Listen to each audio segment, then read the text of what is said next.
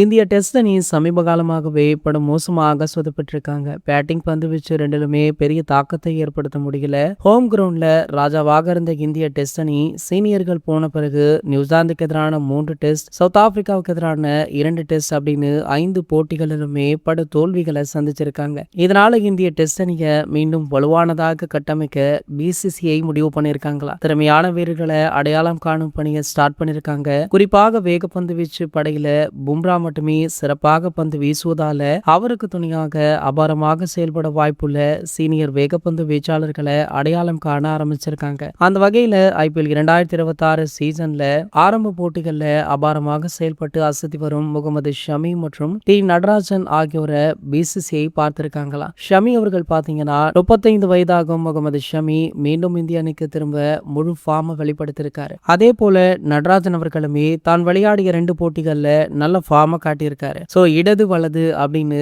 2 பவுலர்களையுமே big பண்ணிருக்காங்களாம் BCCI. இந்த தகவல் தமிழக ரசிகர்களுக்குமே ஒரு மகிழ்ச்சியான செய்தியாக அமைச்சிருக்கு. பல வருடங்கள் கழித்து மீண்டும் நட்டு அவர்கள் டெஸ்ட் அணியின் மூலமாக இந்திய அணிக்கு திரும்ப இருக்காரு. இது போன்ற கிரிக்கெட் செய்திகளை பத்தி நீங்க உடனே தெரிஞ்சுக்க நம்மளுடைய சேனலை மறக்காம சப்ஸ்கிரைப் பண்ணிக்கோங்க.